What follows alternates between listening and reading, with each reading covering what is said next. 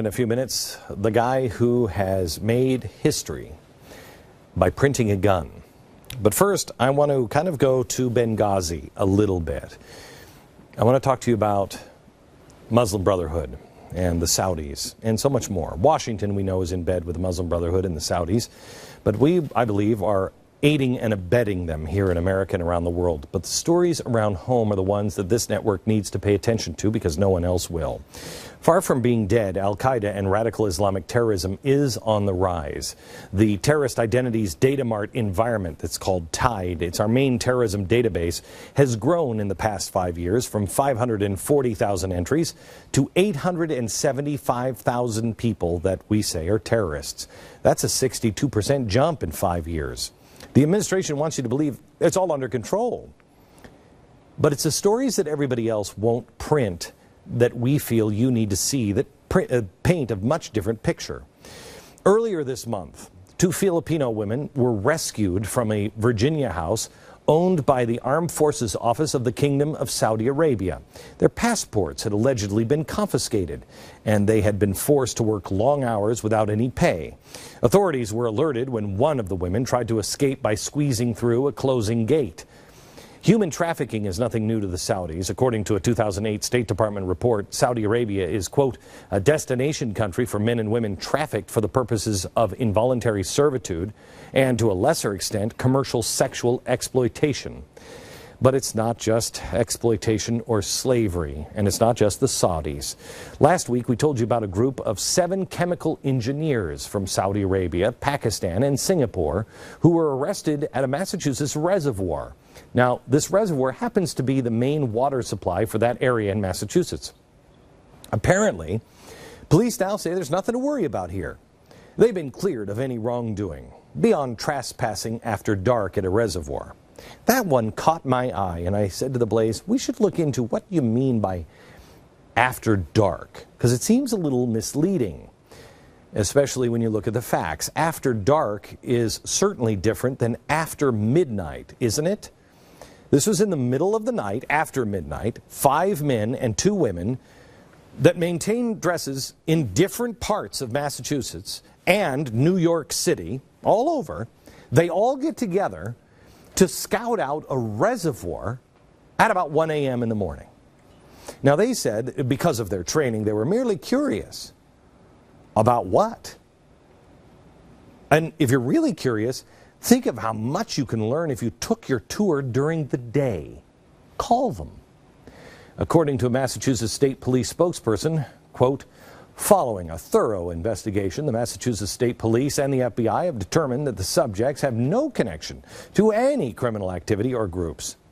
Tell you about another guy, Ahmed Abbasi. Have you heard of this? He's a Tunisian man. He was arrested in New York for, among other things, making plans to contaminate a water supply with bacteria. Now, this is the guy who radicalized the guys in Canada who were just arrested last month for planning to derail a train.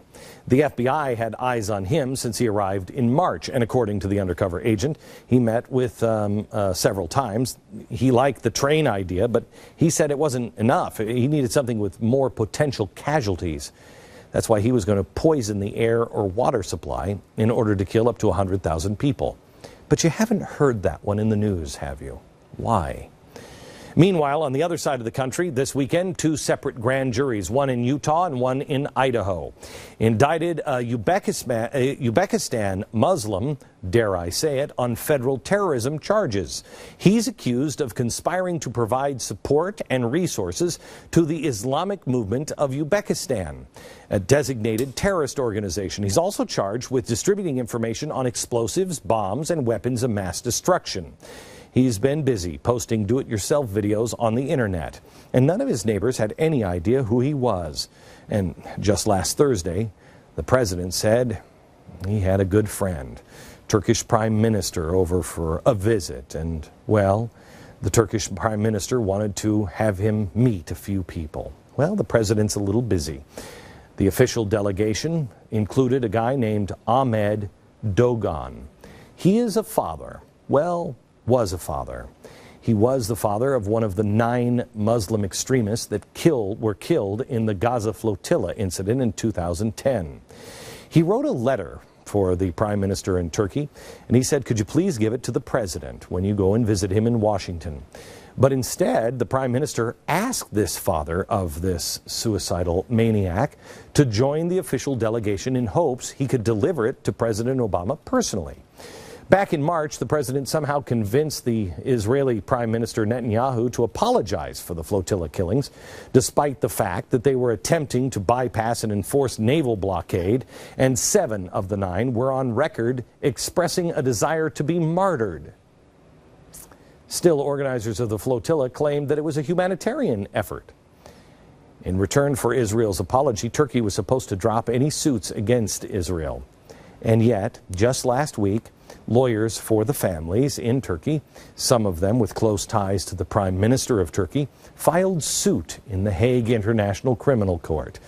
It is reported that Dogan's letter urges the President of the United States to have America join the suit. Still, President Obama praised his friend, quote, given our shared interest in peace, I want to note the Prime Minister's efforts to normalize relations with Israel. Ahmet Dogan, in the end, didn't meet the president and couldn't give his letter about his son. The president, like I said, was a little too busy, so his audience was limited to this guy, the Secretary of State. The Turkish foreign minister tweeted out this photo of himself, Dogan in the middle, and John Kerry. According to his following tweets, John Kerry agreed to deliver the letter to President Obama personally. I thought you should know. John Kerry had urged the Prime Minister to hold off on the visit to the Gaza Strip. Last Thursday, Erdogan stood in front of the White House and talked about visiting the leaders of Hamas in June. We are in bed with all of the wrong guys. You can't get into bed with them. You can't play ball with them. But that's what we're doing. The fact is, they are operating under a whole different rule book. And unfortunately, if the rest of the media doesn't pay attention, it will be you, your family, and mine, and the Western way of life that will pay the ultimate price for this.